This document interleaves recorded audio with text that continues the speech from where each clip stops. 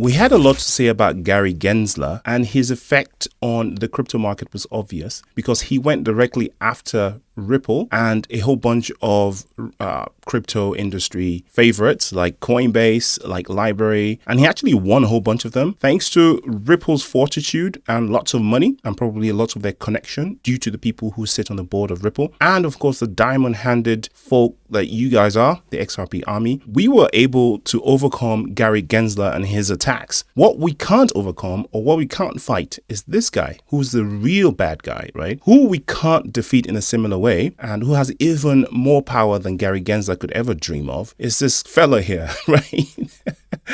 This is the guy who's cancelled Christmas. This is the guy who's basically, with one speech and one sentence, ruined the Santa rally. So this guy, he's unelected, and his organization, the Federal Reserve, is so powerful that it controls the economy of the world. The United States government can't really do anything about this guy. And this is a private organization that he controls, right? And people don't understand that he doesn't have, he's not elected. You can't impeach him, I don't think.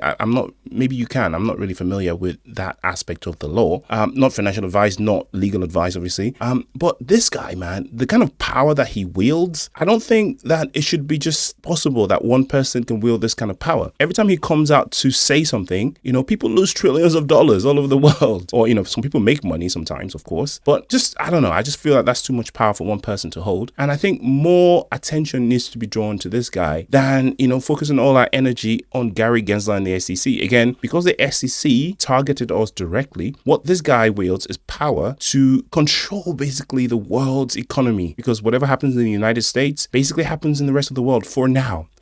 Even BRICS and other organizations like the IMF and stuff, they're still kind of subject to the US and the US Federal Reserve. It's a huge amount of power that one person holds. I mean, look at this. Powell says Fed cannot hold Bitcoin, not seeking to change that. So I don't know if you remember, some interviewer asked him about Bitcoin. Now, I always wondered why sometimes some of these questions are put to people like this, because we really didn't need this information, but this information was put out and it had a massive effect on the market, right? It basically cancelled the Santa rally. This is what I think did it. I know a lot of people reacted to the hawkish attitude of the Fed concerning rate cuts in 2025. And, the market had baked that into the system, but I don't think that it should have had the kind of effect that it had on Bitcoin. I think the Bitcoin would have weathered that information. In fact, Bitcoin might have pumped because of that information, because if you think about it, that was actually indirectly good for Bitcoin because there'll be a flight to something that is going to pump, right? A flight to safety. That would have been beneficial for gold, for silver, and scarce resources like Bitcoin. But because, for whatever reason, this journalist or reporter, or whoever it was, put this question to Powell, I don't know. I'm starting to think that maybe that was a plant. I mean, why would you need to ask him this question? We didn't really need to know, right? Powell says Fed cannot hold Bitcoin, not seeking to change that. And that is such a definitive statement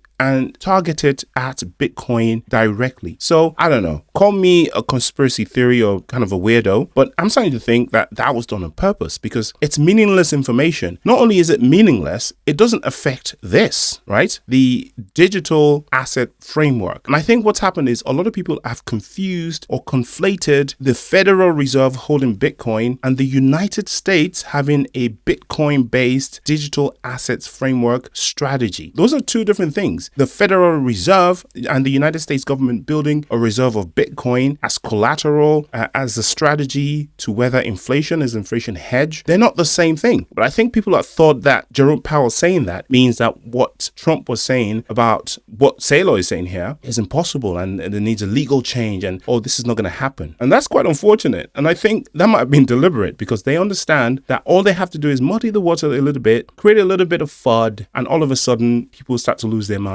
Because the market is emotional. They don't really stop to think about what he's actually saying, I think. The ones in authority, the powers that be, they know exactly what that means, right? That doesn't stop the likes of MicroStrategy, doesn't stop the likes of Larry Fink or Jamie Dimon for going ahead with their Bitcoin plan, right? That doesn't affect them. Who does it affect? The everyday retail person, the low-level traders, the emotional market. That's who it affects. And that's who it's affected. Why? Because while, everybody everybody else is panicking and dumping, MicroStrategy bought loads more Bitcoin. Asia's version of MicroStrategy, MetaPlanet, they bought a humongous amount of Bitcoin, a record number. They went in heavy into crypto. They bought more than they've ever bought in this dip because they understand that this is a massive gift. And I think that a lot of us in the retail sector, we ordinary money, we dumb money, we have misunderstood what a Santa rally is, or a Santa. All right, so we haven't got a Santa rally, but what we've got is Santa gifts. So forget about the rally. What Santa's brought us is actually presents, a gift, an opportunity to get in for a little bit lower, knowing that just for the price to get back to over 100,000, it has to do twice of the percentage as it did going down. That's even more valuable for the price to have just gone up directly. So in a way, this is a good thing.